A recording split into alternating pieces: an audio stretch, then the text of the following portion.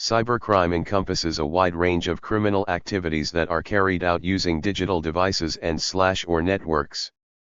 These crimes involve the use of technology to commit fraud, identity theft, data breaches, computer viruses, scams, and expanded upon in other malicious acts. Cybercriminals exploit vulnerabilities in computer systems and networks to gain unauthorized access, steal sensitive information, disrupt services, and cause financial or reputational harm to individuals, organizations, and governments. In 2000, the 10th United Nations Congress on the Prevention of Crime and the Treatment of Offenders placed cybercrimes into 5 categories: unauthorized access, damage to computer data or programs, sabotage to hinder the functioning of a computer system or network, unauthorized interception of data within a system or network, and computer espionage. Internationally, both state and non-state actors engage in cybercrimes, including espionage, financial theft, and other cross-border crimes. Cybercrimes crossing international borders and involving the actions of at least one nation-state are sometimes referred to as cyberwarfare. Warren Buffett has said that cybercrime is the #1 problem with mankind and that it poses real risks to humanity. The World Economic Forum's WEF 2020 Global Risks Report confirmed that organized cybercrime groups are joining forces to commit criminal activities online, while estimating the likelihood of their detection and prosecution to be less than 1% in the US. There are also many privacy concerns surrounding cybercrime when confidential information is intercepted or disclosed, legally or otherwise. The World Economic Forum's 2023 Global Risks Report ranks cybercrime as one of the top 10 risks facing the world today and for the next 10 years.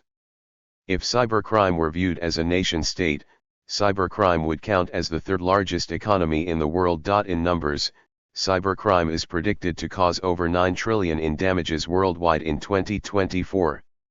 Computer crime encompasses a broad range of activities, including computer fraud, financial crimes, scams, cybersex trafficking, and ad fraud. Computer fraud is the act of using a computer to take or alter electronic data, or to gain unlawful use of a computer or system. Computer fraud that involves the use of the Internet is also called Internet fraud. The legal definition of computer fraud varies by jurisdiction, but typically involves accessing a computer without permission or authorization. Forms of computer fraud include hacking into computers to alter information, distributing malicious code such as computer worms or viruses, installing malware or spyware to steal data, phishing, and advance fee scams. Other forms of fraud may be committed using computer systems, including bank fraud, carding, identity theft, extortion, and theft of classified information. These types of crimes often result in the loss of personal or financial information. The term cyberterrorism refers to acts of terrorism committed through the use of cyberspace or computer resources.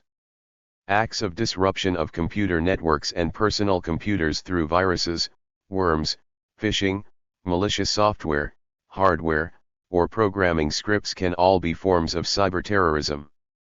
Government officials and information technology, IT, security specialists have documented a significant increase in network problems and server scams since early 2001. In the United States, there is an increasing concern from agencies such as the Federal Bureau of Investigation, FBI, and the Central Intelligence Agency, CIA. Cyber extortion occurs when a website, email server, or computer system is subjected to or threatened with attacks by malicious hackers, often through denial-of-service attacks. Cyber extortionists demand money in return for promising to stop the attacks and provide protection. According to the FBI, cyber extortionists are increasingly attacking corporate websites and networks, crippling their ability to operate, and demanding payments to restore their service. More than 20 cases are reported each month to the FBI, and many go unreported in order to keep the victim's name out of the public domain. Perpetrators often use a distributed denial-of-service attack. However, other cyber extortion techniques exist, such as doxing and bug poaching. An example of cyber extortion was the Sony hack of 2014. Ransomware is a type of malware used in cyber extortion to restrict access to files, sometimes threatening permanent data erasure unless a ransom is paid. Ransomware is a global issue, with more than 300 million attacks worldwide in 2021. According to the 2022 Unit 42 Ransomware Threat Report, in 2021 the average ransom demand in cases handled by Norton climbed 144% to $2.2 million, and there was an 85% increase in the number of victims who had their personal information shown on dark web information dumps. A loss of nearly $400 million in 2021 and 2022 is just one of the statistics showing the impact of ransomware attacks on everyday people. Cybersex trafficking is the transportation of victims for such purposes as coerced prostitution or the live streaming of coerced sexual acts or rape on webcam. Victims are abducted, threatened, or deceived and transferred to cybersex dens. The dens can be in any location where the cybersex traffickers have a computer, tablet, or phone with an internet connection. Perpetrators use social media networks, video conferences, dating pages, online chat rooms, apps, dark websites, and other platforms. They use online payment systems and cryptocurrencies to hide their identities. Millions of reports of cybersex incidents are sent to authorities annually. New legislation and police procedures are needed to combat this type of cybercrime. There are an estimated 6.3 million victims of cybersex trafficking, according to a recent report by the International Labour Organization. This number includes about 1.7 million child victims. An example of cybersex trafficking is the 2018 to 2020 Nth Room case in South Korea. According to the U.S. Department of Defense, cyberspace has emerged as an arena for national security threats through several recent events of geostrategic importance, including the attack on Estonia's infrastructure in 2007, allegedly by Russian hackers. In August 2008, Russia again allegedly conducted cyber attacks against Georgia. Fearing that such attacks may become a normal part of future warfare among nation-states, military commanders see a need to develop cyberspace operations. Computers as a tool. When an individual is the target of cybercrime, the computer is often the tool rather than the target. These crimes, which typically exploit human weaknesses, usually do not require much technical expertise. These are the types of crimes which have existed for centuries in the offline world. Criminals have simply been given a tool that increases their pool of potential victims and makes them all the harder to trace and apprehend. Crimes that use computer networks or devices to advance other ends include fraud and identity theft, although this increasingly uses malware, hacking or phishing, making it an example of computer as target as well as computer as tool. Information warfare. Phishing scams. Spam. Propagation of illegal, obscene, or offensive content, including harassment and threats. The unsolicited sending of bulk email for commercial purposes, spam, is unlawful in some jurisdictions. Phishing is mostly propagated via email. Phishing emails may contain links to other websites that are affected by malware. Or they may contain links to fake online banking or other websites used to steal private account information. The content of websites and other electronic communications may be distasteful, obscene, or offensive for a variety of reasons. In some instances, it may be illegal. What content is unlawful varies greatly between countries, and even within nations. It is a sensitive area in which the courts can become involved in arbitrating between groups with strong beliefs. One area of internet pornography that has been the target of the strongest efforts at curtailment is child pornography, which is illegal in most jurisdictions in the world. Ad frauds are particularly popular among cybercriminals, as such frauds are lucrative and unlikely to be prosecuted. Jean-Louis Richet, a professor at the Sorbonne Business School, classified the large variety of ad frauds committed by cybercriminals into three categories: identity fraud, attribution fraud, and ad fraud services. Identity fraud aims to impersonate real users and inflate audience numbers. The techniques used for identity fraud include traffic from bots, coming from a hosting company, a data center, or compromised devices, cookie stuffing, falsification of user characteristics, such as location and browser type, fake social traffic, misleading users on social networks into visiting the advertised website, and fake social media accounts that make a bot appear legitimate. Attribution fraud impersonates the activities of real users, such as clicks and conversations.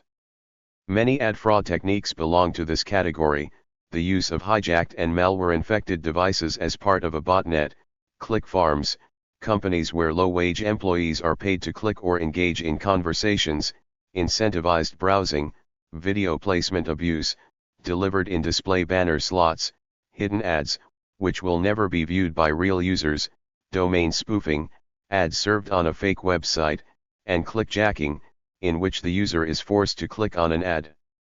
Ad fraud services include all online infrastructure and hosting services that might be needed to undertake identity or attribution fraud. Services can involve the creation of spam websites, fake networks of websites that provide artificial backlinks, link building services, hosting services, or fake and scam pages impersonating a famous brand. Whereas content may be offensive in a non-specific way, harassment directs obscenities and derogatory comments at specific individuals, often focusing on gender, race, religion, nationality, or sexual orientation. Committing a crime using a computer can lead to an enhanced sentence. For example, in the case of United States v. Neil Scott Kramer, the defendant was given an enhanced sentence according to the U.S. Sentencing Guidelines Manual 2G 1.3, b. 3, for his use of a cell phone to persuade, induce, entice, coerce, or facilitate the travel of the minor to engage in prohibited sexual conduct. Kramer appealed the sentence on the grounds that there was insufficient evidence to convict him under the statute because his charge included persuading through a computer device and his cellular phone technically is not a computer. Although Kramer tried to argue this point, the U.S. Sentencing Guidelines Manual states that the term computer means an electronic, magnetic, optical, electrochemical, or other high-speed data processing device performing logical, arithmetic, or storage functions, and includes any data storage facility or communications facility directly related to or operating in conjunction with such device. In the United States, at least 41 states have passed laws and regulations that regard extreme online harassment as a criminal act. These acts can also be prosecuted on the federal level, because of U.S. Code 18 Section 2261A, which states that using computers to threaten or harass can lead to a sentence of up to 20 years. Several countries besides the U.S. have also created laws to combat online harassment. In China, a country with over 20% of the world's internet users, in response to the human flesh search engine bullying incident, the Legislative Affairs Office of the State Council passed a strict law against cyberbullying. The United Kingdom passed the Malicious Communications Act, which states that sending messages or letters electronically that the government deems indecent or grossly offensive and/or language intended to cause distress and anxiety can lead to a prison sentence of 6 months and a potentially large fine. Australia, while not directly addressing the issue of harassment, includes most forms of online harassment under the Criminal Code Act of 1995. Using telecommunication to send threats, harass, or cause offense is a direct violation of this act. Although freedom of speech is protected by law in most democratic societies, it does not include all types of speech. Spoken or written threats can be criminalized because they harm or intimidate. This applies to online or network-related threats. Cyberbullying has increased drastically with the growing popularity of online social networking. As of January 2020, 44% of adult internet users in the United States had personally experienced online harassment. Online harassment of children often has negative and even life-threatening effects. According to a 2021 survey, 41% of children develop social anxiety, 37% develop depression, and 26% have suicidal thoughts. The United Arab Emirates was found to have purchased the NSO Group's mobile spyware Pegasus for mass surveillance and a campaign of harassment of prominent activists and journalists, including Ahmed Mansour, Princess Latifa, Princess Haya, and others. Ghada Ovice was one of the many high-profile female journalists and activists who were targeted. She filed a lawsuit against UAE ruler Mohammed bin Zayed Al Nahyan along with other defendants, accusing them of sharing her photos online. Darknet markets are used to buy and sell recreational drugs online. Some drug traffickers use encrypted messaging tools to communicate with drug mules or potential customers.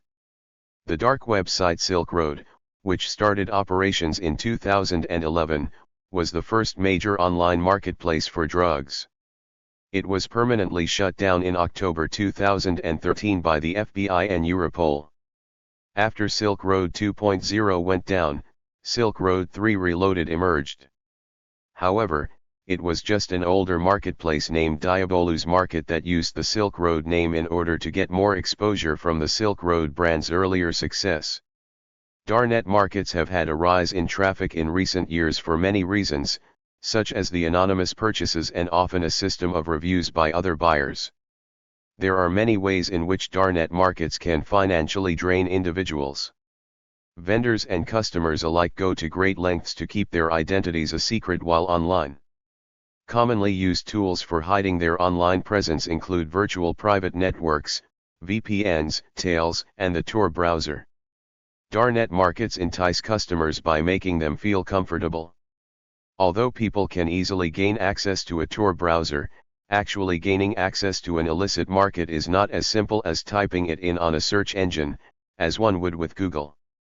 Darknet markets have special links that change frequently, ending in .onion as opposed to the typical .com, .net, and .org domain extensions.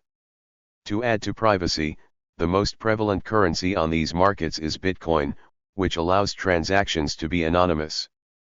A problem that marketplace users sometimes face is exit scamming. That is, a vendor with a high rating acts as if they are selling on the market and have users pay for products they never receive. The vendor then closes their account after receiving money from multiple buyers and never sending what was paid for. The vendors, all of whom are involved in illegal activities, have no reason not to engage in exit scamming when they no longer want to be a vendor. In 2019, an entire market known as Wall Street Market allegedly exit scammed, stealing $30 million in Bitcoin. The FBI has cracked down on these markets. In July 2017, the FBI seized one of the biggest markets, commonly called Alphabet, which reopened in August 2021 under the control of DeSnake, one of the original administrators. Investigators pose as buyers and order products from darknet vendors in the hope that the vendors leave a trail the investigators can follow. In one case, an investigator posed as a firearms seller, and for 6 months people purchased from them and provided home addresses. The FBI was able to make over a dozen arrests during this 6-month investigation. Another crackdown targeted vendors selling fentanyl and opiates. With thousands of people dying each year due to drug overdose, investigators have made internet drug sales a priority. Many vendors do not realize the extra criminal charges that go along with selling drugs online, such as money laundering and illegal use of the mail. In 2019, a vendor was sentenced to 10 years in prison after selling cocaine and methamphetamine under the name Jet Set Life. But despite the large amount of time investigators spent tracking down people, in 2018 only 65 suspects who bought and sold illegal goods on some of the biggest markets were identified. Meanwhile, thousands of transactions take place daily on these markets. Notable incidents. On March 26, 1999, the Melissa worm infected a document on a victim's computer, then automatically emailed that document and a copy of the virus to other people. In February 2000, an individual going by the alias of Mafia Boy began a series of denial-of-service attacks against high-profile websites, including Yahoo, Dell Incorporated, E-Trade, eBay, and CNN. About 50 computers at Stanford University, along with computers at the University of California at Santa Barbara, were among the zombie computers sending pings in the distributed denial-of-service attacks. On August 3, 2000, Canadian federal prosecutors charged Mafia Boy with 54 counts of illegal access to computers.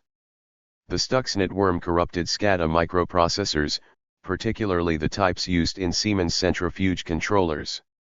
The Russian Business Network, RBN, was registered as an internet site in 2006. Initially, much of its activity was legitimate. But apparently the founders soon discovered that it was more profitable to host illegitimate activities and to offer its services to criminals.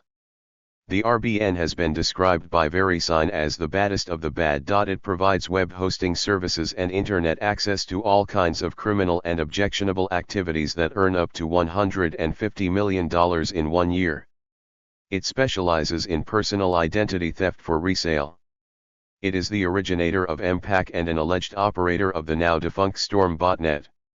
On March 2, 2010, Spanish investigators arrested 3 men suspected of infecting over 13 million computers around the world. The botnet of infected computers included PCs inside more than half of the Fortune 1000 companies and more than 40 major banks, according to investigators. In August 2010, the U.S. Department of Homeland Security shut down the international pedophile ring Dream Board. The website had approximately 600 members and may have distributed up to 123 terabytes of child pornography, roughly equivalent to 16,000 DVDs. To date, this is the single largest U.S. prosecution of an international child pornography ring. 52 arrests were made worldwide. In January 2012, Zappos.com experienced a security breach compromising the credit card numbers, personal information, and billing and shipping addresses of as many as 24 million customers. In June 2012, LinkedIn and eHarmony were attacked, and 65 million password hashes were compromised. 30,000 passwords were cracked, and 1.5 million eHarmony passwords were posted online. In December 2012, the Wells Fargo website experienced a denial-of-service attack that potentially compromised 70 million customers and 8.5 million active viewers. Other banks thought to be compromised included Bank of America, J.P. Morgan, U.S. Bank, and PNC Financial Services. On April 23, 2013, the Twitter account of the Associated Press was hacked. The hacker posted a hoax tweet about fictitious attacks on the White House that they claimed left then-President Obama injured. The hoax tweet resulted in a brief plunge of 130 points in the Dow Jones Industrial Average, the removal of $136 billion from the S&P 500 index, and the temporary suspension of AP's Twitter account. The Dow Jones later restored its session gains. In May 2017, 74 countries logged a ransomware cybercrime called WannaCry. Illicit access to camera sensors, microphone sensors, phone book contacts, all internet-enabled apps, and metadata of mobile telephones running Android and iOS was reportedly provided by Israeli spyware that was found to be in operation in at least 46 nation-states around the world. Journalists, royalty, and government officials were among the targets. Earlier accusations that Israeli weapons companies were meddling in international telephony and smartphones have been eclipsed by the 2018 Pegasus spyware revelations. In December 2019, U.S. intelligence officials and the New York Times revealed that TalkTalk, a messaging application widely used in the United Arab Emirates, is a spying tool for the UAE. An investigation revealed that the Emirati government was attempting to track every conversation, movement, relationship, appointment, sound, and image of those who installed the app on their phones. Combating computer crime. Due to cybercriminals using the internet for cross-border attacks and crimes, the process of prosecuting cybercriminals has been difficult. The number of vulnerabilities that a cybercriminal could use as points of opportunity to exploit has also increased over the years. From 2008 to 2014 alone, there has been a 17.75% increase in vulnerabilities across all online devices. The Internet's expansive reach causes the damage inflicted to people to be magnified, since many methods of cybercrime have the opportunity to reach many people. The availability of virtual spaces has allowed cybercrime to become an everyday occurrence. In 2018, the Internet Crime Complaint Center received 351,937 complaints of cybercrime, which led to $2.7 billion lost. In a criminal investigation, a computer can be a source of evidence, see digital forensics. Even when a computer is not directly used for criminal purposes, it may contain records of value to criminal investigators in the form of a log file. In many countries, Internet service providers are required by law to keep their log files for a predetermined amount of time. There are many ways for cybercrime to take place, and investigations tend to start with an IP address trace. However, that does not necessarily enable detectives to solve a case. Different types of high-tech crime may also include elements of low-tech crime, and vice versa, making cybercrime investigators an indispensable part of modern law enforcement. Methods of cybercrime detective work are dynamic and constantly improving, whether in closed police units or in the framework of international cooperation. In the United States, the FBI and the Department of Homeland Security, DHS, are government agencies that combat cybercrime. The FBI has trained agents and analysts in cybercrime placed in their field offices and headquarters. In the DHS, the Secret Service has a cyber intelligence section that works to target financial cybercrimes. They combat international cybercrime and work to protect institutions such as banks from intrusions and information breaches. Based in Alabama, the Secret Service and the Alabama Office of Prosecution Services work together to train professionals in law enforcement at the National Computer Forensic Institute. The NCFI provides state and local members of the law enforcement community with training in cyber incident response, investigation, and forensic examination in cyber incident response, investigation, and forensic examination. Investigating cybercrime within the United States and globally often requires partnerships. Within the United States, cybercrime may be investigated by law enforcement, the Department of Homeland Security, among other federal agencies. However, as the world becomes more dependent on technology, cyber attacks and cybercrime are going to expand as threat actors will continue to exploit weaknesses in protection and existing vulnerabilities to achieve their end goals, often being data theft or exfiltration. To combat cybercrime, the United States Secret Service maintains an electronic crimes task force which extends beyond the United States as it helps to locate threat actors that are located globally and performing cyber-related crimes within the United States. The Secret Service is also responsible for the National Computer Forensic Institute, which allows law enforcement and people of the court to receive cyber training and information on how to combat cybercrime. The United States Immigration and Customs Enforcement is responsible for the Cybercrime Center, C3, providing cybercrime-related services for federal, state, local and international agencies. Finally, the United States also has resources relating to law enforcement cyber incident reporting to allow local and state agencies to understand how, when, and what should be reported as a cyber incident to the federal government.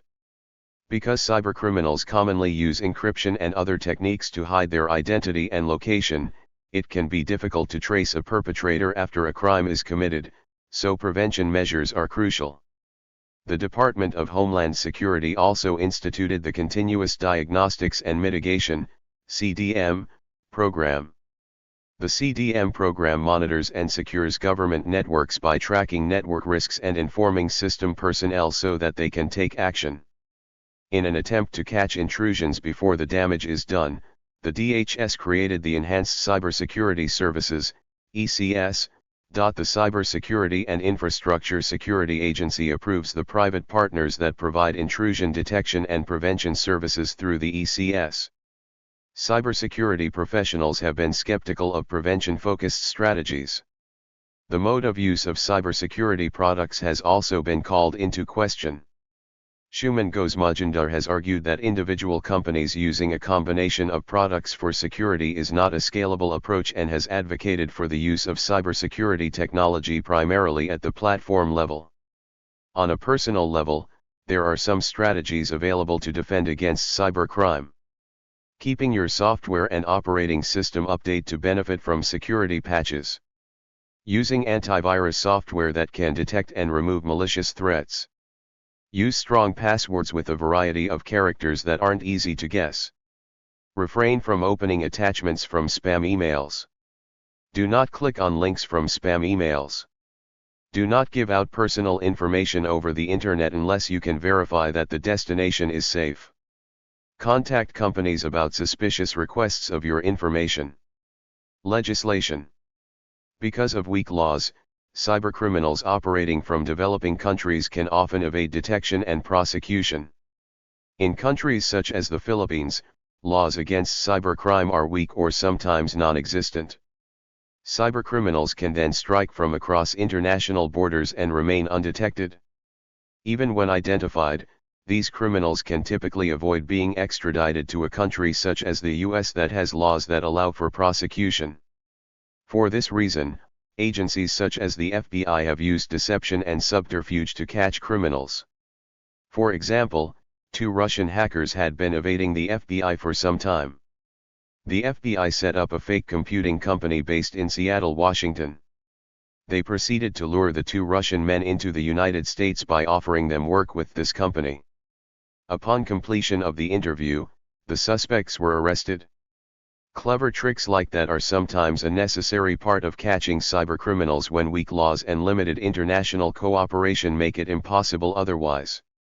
The first cyber-related law in the United States was the Privacy Act of 1974, which was only required for federal agencies to follow to ensure privacy and protection of personally identifiable information, PII.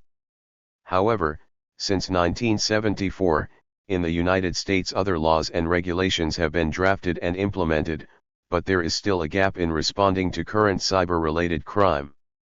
The most recent cyber-related law, according to NIST, was the NIST Small Business Cybersecurity Act, which came out in 2018, and provides guidelines to small businesses to ensure that cybersecurity risks are being identified and addressed accurately.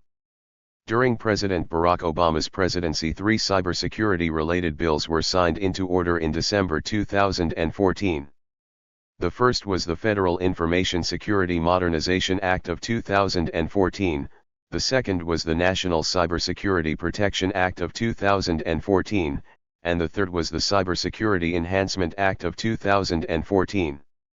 Although the Federal Information Security Modernization Act of 2014 was just an update of an older version of the Act, it focused on the practices federal agencies were to abide by relating to cybersecurity.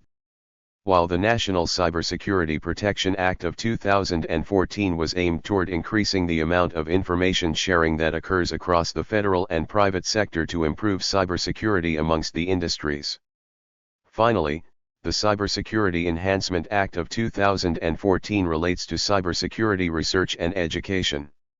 In April 2015, then President Barack Obama released an executive order that allows the U.S. to freeze the assets of convicted cybercriminals and block their economic activity within the United States. The European Union adopted Cybercrime Directive 2013/40/EU, which was elaborated upon in the Council of Europe's Convention on Cybercrime. It is not only the US and the European Union that have been introducing measures against cybercrime. On May 31, 2017, China announced that its new cybersecurity law was taking effect. In Australia, legislation to combat cybercrime includes the Criminal Code Act 1995, the Telecommunications Act 1997, and the Enhancing Online Safety Act 2015. Penalties for computer-related crimes in New York State can range from a fine and a short period of jail time for a Class A misdemeanor, such as unauthorized use of a computer, up to 3 to 15 years in prison for a Class C felony, such as computer tampering in the first degree. However, Some former cybercriminals have been hired as information security experts by private companies due to their inside knowledge of computer crime, a phenomenon which theoretically could create perverse incentives. A possible counter to this is for courts to ban convicted hackers from using the internet or computers, even after they have been released from prison, though as computers and the internet become more and more central to everyday life, this type of punishment becomes more and more draconian. Nuanced approaches have been developed that manage cyber offenders' behavior without resorting to total computer or internet bans. These approaches involve restricting individuals to specific devices which are subject to monitoring or searches by probation or parole officers. Cybercrime is becoming more of a threat in our society. According to Accenture's State of Cybersecurity, security attacks increased 31% from 2020 to 2021. The number of attacks per company increased from 206 to 270. Due to this rising threat, the importance of raising awareness about measures to protect information and the tactics criminals use to steal that information is paramount.